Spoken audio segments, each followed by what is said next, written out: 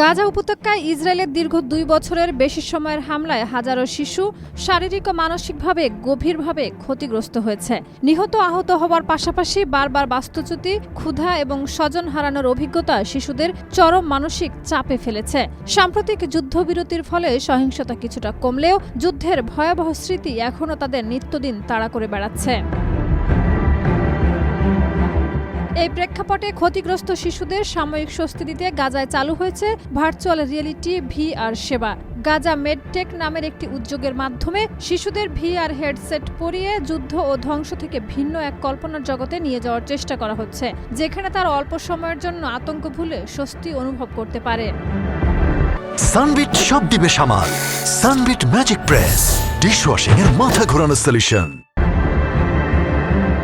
মধ্য গাজার আজ জাওয়াইদা এলাকায় একটি তাঁবুতে পরিচালিত ওই সেবায় অংশ নেওয়া শিশুরা জানায়, VR হেডসেট ব্যবহারের সময় তারা ব্যথা, ধ্বংসের দৃশ্য এবং ড্রোনের শব্দ পর্যন্ত ভুলে থাকতে পারে। সংশ্লিষ্টরা বলছেন, এই অভিজ্ঞতা শিশুদের মনে জমে থাকা যুদ্ধের ক্ষত কিছু মুহূর্তের জন্য হলেও লাঘব করছে।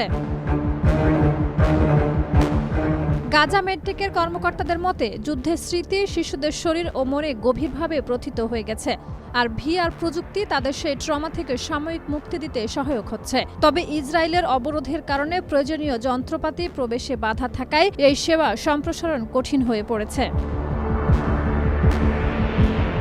জাতিসংঘের হিসেবে গাজায় ৯০% বেশি শিশু নিরাপত্তাহীনতা, স্থিতিশীলতার অভাবে তীব্র মানসিক চাপে রয়েছে এবং তাদের দীর্ঘমেয়াদী মানসিক সহায়তা প্রয়োজন। এই অবস্থায় বিশ্ব স্বাস্থ্য সংস্থা সহ জাতিসংঘের বিভিন্ন সংস্থা গাজায় চিকিৎসা সরঞ্জাম ও মানবিক সহায়তা নির্বিঘ্নে পৌঁছানোর আহ্বান জানিয়েছে।